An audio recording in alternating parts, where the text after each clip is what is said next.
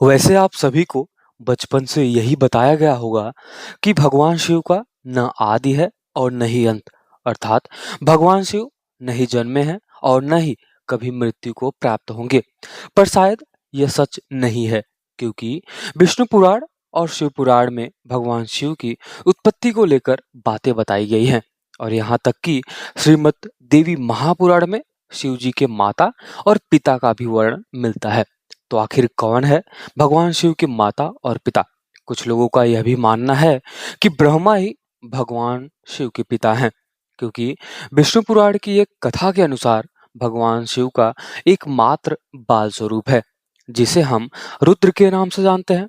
और ऐसा माना जाता है कि रुद्र के पिता स्वयं परमपिता ब्रह्मा हैं। पर आखिर सच्चाई क्या है? और पूरे संसार को शिक्षा देने वाले भगवान शिव ने अपनी शिक्षा कहाँ से प्राप्त की? तो चलिए फिर आज के इस वीडियो में हम सब कुछ जानते हैं भगवान शिव के असली जन्म के बारे में।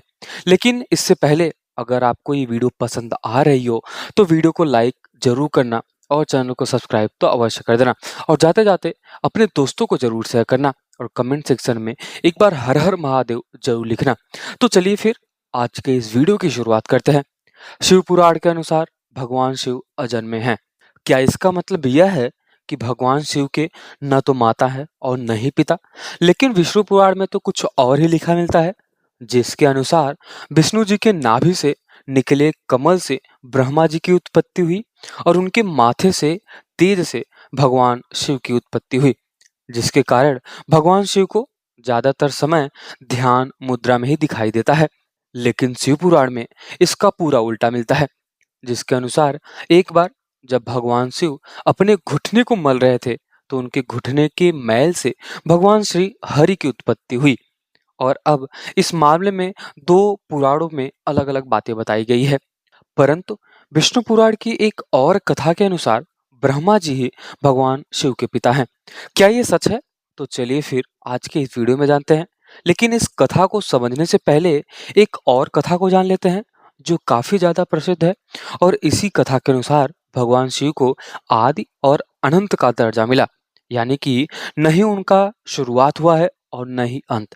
एक समय की बात है, भगवान विष्णु और भगवान ब्रह्मा में एक ऐसी बहस छिड़ गई कि उन दोनों में कौन सबसे ज्यादा महान है।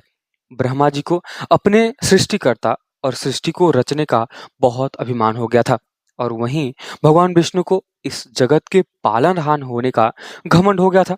दोनों के बीच का बहस काफी बढ़ गई और तभी दोनों के बीच में एक विशाल काय खंभा खड़ा हुआ। उस खंभे के अंदर से एक ऐसी आवाज आई कि इस खंभे का आखिरी हिस्सा जो कोई खोज लेगा वही सर्वश्रेष्ठ होगा। और यही सुनकर दोनों ने खंभे का आखिरी छोर खोजने का निर्णय लिया। दोनों मतलब भगवान ब्रह्मा और भगवान विष्णु।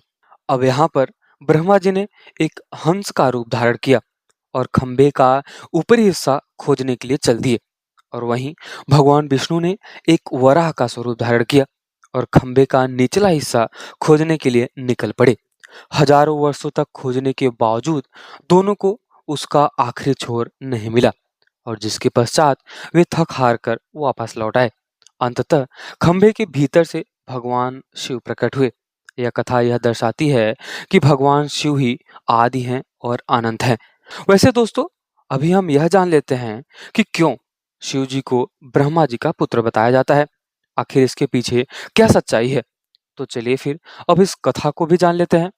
विष्णु पुराण के अनुसार सृष्टि के प्रारंभिक काल में जब सब कुछ यानी कि पूरा ब्रह्मांड जलमग्न हो गया था, तब केवल भगवान विष्णु ही क्षीर सागर यानी कि शेषनाग पर विश्राम कर रहे थे। और उनकी नाभि से निकले कमल से ब्रह्मा जी की उत्पत्ति हुई। और इसके पश्चात ब्रह्मा जी और विष्णु जी इस सृष्टि की उत्पत्ति और रचना को लेकर बातें करने लगे। और इसी दौरान भगवान शिव भी वहां प्रकट हो जाते हैं। और जब शिव जी वहां प्रकट हुए तब ब्रह्मा जी ने उन्हें पहचानने से इनकार कर दिया, जिससे भगवान शिव गुस्सा हो गए और वहां से चले गए। तब विष्णु जी ने ब्रह्मा जी को दिव्य दृष्टि प्रदान की, जिसके पश्चात ब्रह्मा जी को अपनी गलती का एहसास हुआ। तब ब्रह्मा जी ने भगवान शिव से माफी मांगी और उनसे यह वरदान मांगा कि उनके पुत्र के रूप में जन्म ले। और तब भगवान शिव ने ब्रह्मा जी की प्रार्थना को स्वीकार किया और उन्हें आशीर्वाद दिया कि वे उनके पुत्र के रूप में जन्म लेंगे। हजारों साल बीत जाने के बाद जब ब्रह्मा जी ने इस सृष्टि की रचना शुरू की, तब उन्हें एक बच्चे की जरूरत पड़ी और तभी उन्हें भगवान शिव का आशीर्वाद याद आया। जिसके बाद ब्रह्मा जी ने कठोर तपस्या की और उनकी तपस्या से प्रसन्न होकर भगवान शिव एक बालक के रूप में उनकी गोद में प्रकट होते हैं। और आपके जानकारी के लिए बता दूं कि भगवान शिव का यही एकमात्र बाल स्वरूप है। दरअसल जब शिव जी बाल रूप में प्रकट हुए तो काफी ज्यादा रोने लगे और जब ब्रह्मा जी ने उनके रोने का कारण पूछा तो उन्होंने बड़ी ही मासूमियत से कहा कि वे इसलिए रो रहे हैं क्योंकि उनका कोई नाम नहीं है। तब ब्रह्मा जी ने उन्हें रुद्र का नाम दिया, जिसका अर्थ होता है रोने वाला।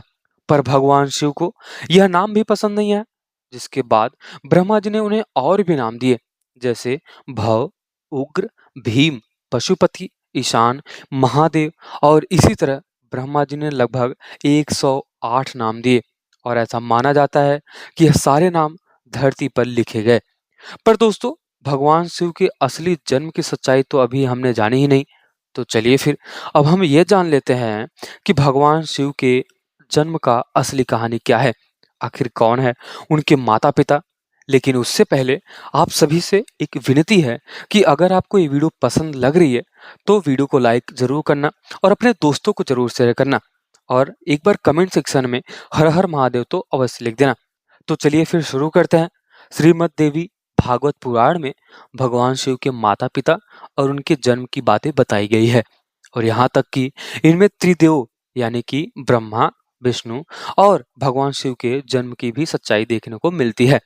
दरअसल जब हम शिव कहते हैं तो वह निराकार ईश्वर की बात होती है और जब हम सदाशिव कहते हैं तब ईश्वर परमात्मा की बात होती है और जब हम शंकर या महेश कहते हैं तो सती और पार्वती के पति महादेव की बात होती है। लेकिन अगर देखा जाए तो सभी भक्त इन तीनों को समान मानते हैं। अब श्रीमद् देवी महापुराण के अनुसार देखा जाए तो एक बार की बात है, भगवान नारद ने अपने पिता ब्रह्मा जी से पूछा कि इस सृष्टि की शुरुआत किसने की और साथ ही भगवान शिव और विष्णु और आपके पिता कौन हैं। तब ब्रह्मा ने उत्तर दिया कि प्रकृति रूपी माँ दुर्गा और काल सदाशिव ही उनके माता और पिता हैं और उन्होंने ही त्रिदेव यानी कि ब्रह्मा, विष्णु और शिव की रचना की। शिव पुराण के अनुसार भी काल, सदाशिव और पराशक्ति अंबिका ही शिव के माता पिता हैं और इन सभी में श्रेष्ठ हैं काल सदाशिव, क्योंकि उन्होंने ही पराशक्ति अंबिका का रचना की, जिनकी 8 भुजाएं थी और वे प्रकृति रूपी माँ भवानी कहलाई। बहुत प्राचीन समय की बात है, जब कुछ भी नहीं था, न आकाश, न धरती, न जीवन। उस समय केवल एक ही शक्ति थी, वो है काल स्वरूप सदाशिव। वही आदि परमेश्वर हैं, जिससे सब कुछ उत्पन्न हुआ। सदाशिव के भीतर ही शक्ति रूप में दुर्गा भी विद्यमान थी। दोनों मिलकर काशी के आनंद वन में विचरण करते थे। एक दिन दोनों के मन में यह विचार आया कि अब इस ब्रह्मांड में कुछ और प्राणियों की रचना की जानी चाहिए ताकि इस सृष्टि का विस्तार हो सके। और तब उन्होंने सोचा कि किसी और पुरुष को पैदा किया जाए जो इस सृष्टि की जिम्मेदारी उठाए, ताकि वे दोनों स्वयं निर्वाण की अवस्था में जा सके, यानी कि मोक्ष में लीन होकर ध्यान और शांति में स्थित हो सके। और इसी उद्देश्य से सदाशिव ने अपने बाएं अंग से भगवान विष्णु को प्रकट किया। इसका मतलब यह है कि उन्होंने अपने शरीर के एक हिस्से से विष्णु जी को जन्म दिया। इसके बाद सदाशिव और दुर्गा ने एक और सृजन की योजना बनाई और वो दूसरा योजना ब्रह्मा जी का जन्म था।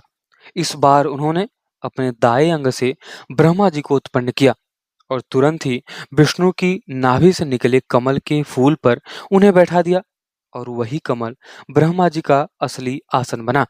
अब जब ब्रह्मा जी उस काल से उत्पन्न हुए तो उन्होंने सृष्टि निर्माण का कार्य अपने हाथ में लिया। लेकिन एक समय ऐसा आया जब ब्रह्मा और विष्णु के बीच विवाद हो गया कि उन दोनों में श्रेष्ठ कौन है, कौन सर्वोच्च है। दोनों की लड़ाई होने लगी और आगे बढ़ने लगी और तभी अचानक से एक बहुत बड़ा प्रकाश स्तंभ उनके बीच प्रकट हुआ और इसकी कथा मैंने पहले ही बता दिया है। दरअसल उस प्रकाश स्तंभ से एक दिव्य वाणी आई। वह खुद ज्योतिर्लिंग के रूप में काल थे और उन्होंने ब्रह्मा और भगवान विष्णु से कहा कि रुको, तुम दोनों ने बहुत तपस्या की है और इसी कारण तुमने मुझे दो विशेष कार्य प्राप्त किए हैं। एक है सृष्टि का कार्य यानी कि जन्म देना, जो ब्रह्मा का काम है, और दूसरा है पालन करना यानी कि सृष्टि को चलाना, जो कि भगवान विष्णु का काम है। और इसी कारण मेरा एक और रूप है जिसको कहते हैं रुद्र, जिससे मैंने संहार यानी कि विनाश के लिए उत्पन्न लिया है। लेकिन भगवान शिव ने यह भी स्पष्ट किया कि एक कार्य ऐसा भी है जो कोई नहीं कर सकता, और वो है लोक कल्याण की। इस प्रकार ये कथा हमें ये बताती है कि संपूर्ण ब्रह्मांड की रचना सदाशिव और शक्ति रूपी दुर्गा से हुई है। ब्रह्मा, विष्णु, रुद्र, महेश ये सभी योग्य हैं और उन्होंने अलग-अलग कार्यों की जिम्मेदारी ली रखी है ताकि सृष्टि ठीक तरह से चल सके।